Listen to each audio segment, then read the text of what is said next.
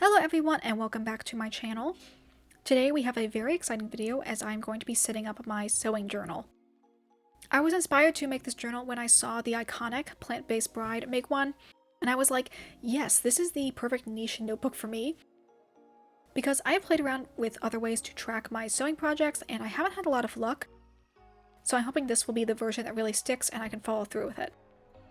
Starting off, I got a new journal. This is my very first one from Archer and Olive.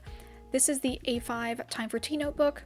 As you may have noticed from my reading journal, I just use a regular lined notebook there, but I have missed the design of a dot grid notebook, so I decided I wanted to go back to using one for this journal.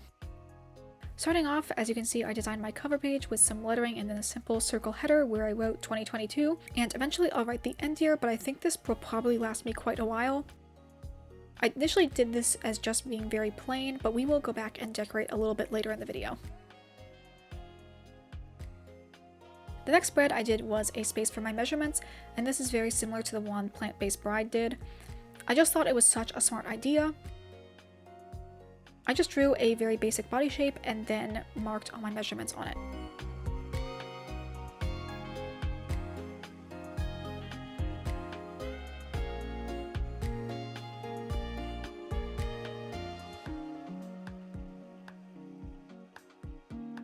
Across from this, I have a project ideas area where if I get inspiration from something, I can jot it down here. I tried to keep the decoration pretty minimal, besides some color from my mild liners.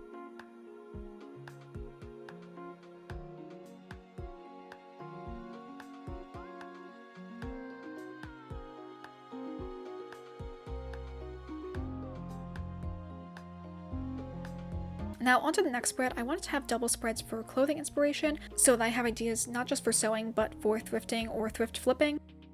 One of the main substyles I love besides Lolita fashion is Larm, which is basically this super flowy feminine J fashion. It's good for me because it's very business appropriate, but it still feels very me, and I want to expand my wardrobe in this category in the future, which is why making more pieces that are inspired by Larm is high on my priority. All of these pictures I got from Pinterest, and they're a combination of Larm brand product shots and street snaps. I have more room to add to this spread in the future as I find more outfits that I like and want to recreate. The next spread is pretty much the same, but for Lolita. I chose a few out of the many dresses that I love, mostly for their silhouette and design over their prints, since obviously I can't get the exact same fabric as Angelic Pretty, but I can try and find fabric that has the same theme or color scheme to give off the same final vibe.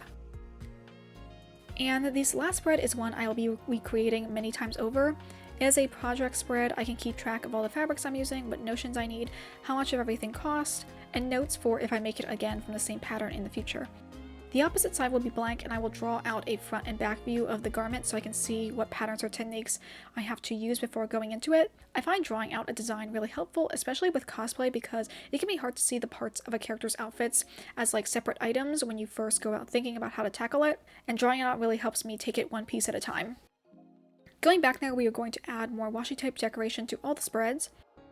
I really wanted the overall vibe to match the cover with a very cottagecore, tea party, pastel color scheme, so I tried to find washi tape in my collection that matched that theme.